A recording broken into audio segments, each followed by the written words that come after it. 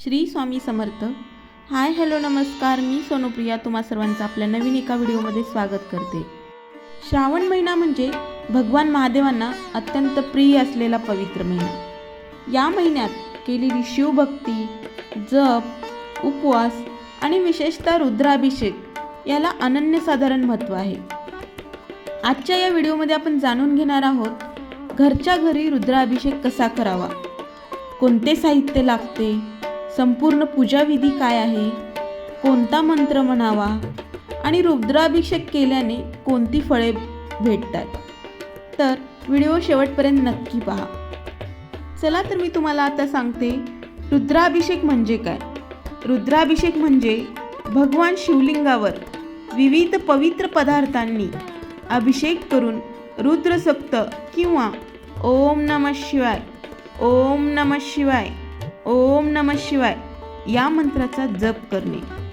म्हणजेच महादेवाच्या पिंडीला आधी पाण्याने, पुन्हा दुधाने, पुन्हा दह्याने, पुन्हा मधाने, त्यानंतर पुन्हा पाण्याने स्वच्छ आंघोळ घालणे म्हणजेच रुद्राभिषेक.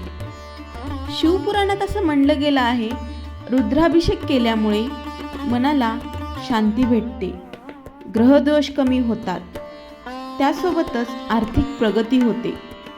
जर कोणाची तब्येत ठीक नसेल, कोणाचं आरोग्य ठीक नसेल तर त्यांचं आरोग्य सुधारतं. घरातील नकारात्मकता दूर होऊन सकारात्मकता वाढते. भगवान शिवाची कृपा प्राप्त होते. श्रावण महिन्यात या सेवेचं पुण्य अनेक पटीने वाढते असे मानले जाते. चला तर मी आता तुम्हाला सांगते रुद्राभिषेकासाठी कोणकोणते साहित्य लागते. रुद्राभिषेकासाठी शिवलिंग किंवा शिवपिंडी, स्वच्छ पाणी, गंगाजल असेल तर अगदी उत्तम, पंचामृत.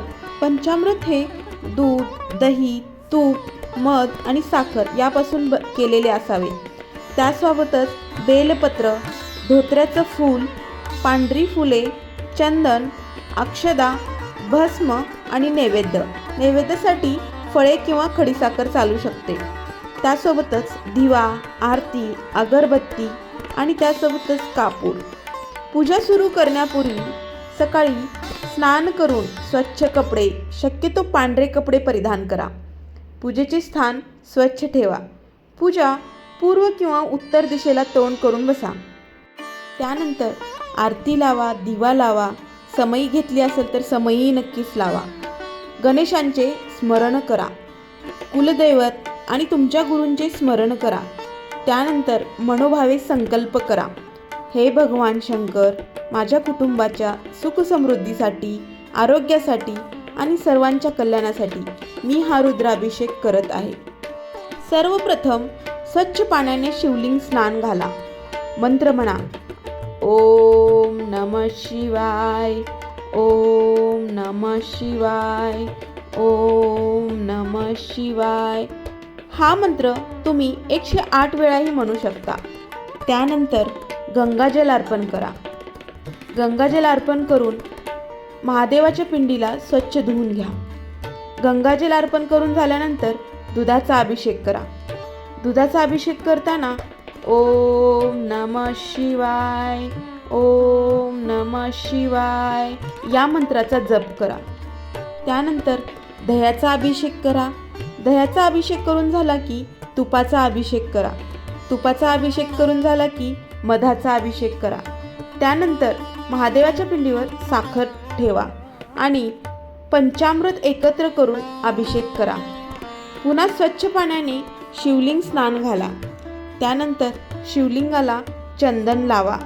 त्यानंतर महादेवाच्या पिंडीवर बेलपत्र अर्पण करा, फुले अर्पण करा. 3 बेलपत्र पानाचे स्वच्छ आणि सुंदर असं बेलपत्र फूल त्यावर वाहायचं आहे. पांढरी फुले अर्पण करा. त्यानंतर जो काही अगरबत्ती, धूप आहे तो लावायचा आहे. त्यानंतर नैवेद्य दाखवायचा आहे. आता शक्य असेल तर खाली मंत्राचा जप करा. ओम नमः शिवाय, ओम नमः शिवाय, ओम नमः शिवाय या मंत्राचा जप तुम्ही 108 वेळाही करू शकता. चला तर आता महामृत्युंजय मंत्राला सुरुवात करूया. ओम त्र्यंबकम यजामहे सुगंधिं पुष्टिवर्धनम् उर्वारुक्मे वन्दना मृत्युर्मोक्षीयमामृता। ॐ त्र्यंबकं यजामहे सुगंधिं पुष्टिवर्धनम् उर्वारुक्मे वन्दना मृत्युर्मोक्षीयमामृता। हा मंत्र 11, 21 किंवा 108 वेळाही म्हणू शकता। रुद्राभिषेक केल्याने काय काय फायदे होतात ते मी तुम्हाला सांगते।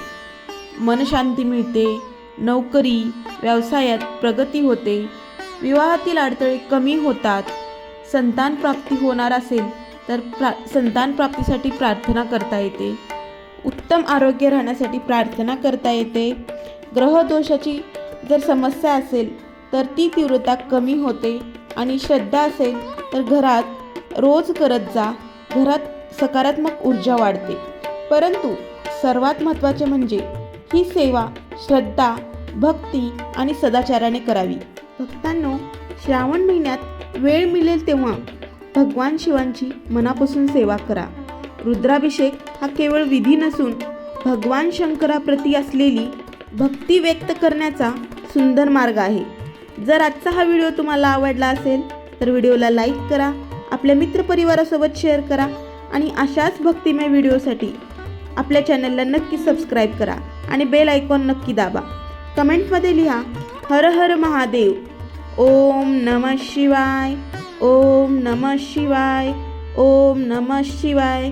चला तर पुन्हा भेटूया नवीन एका भक्तिमय व्हिडिओमध्ये। तोपर्यंत ओम नमः शिवाय, ओम नमः शिवाय, ओम नमः शिवाय। हर हर महादेव, हर हर महादेव, हर हर महादेव, हर हर महादेव, हर हर महादेव।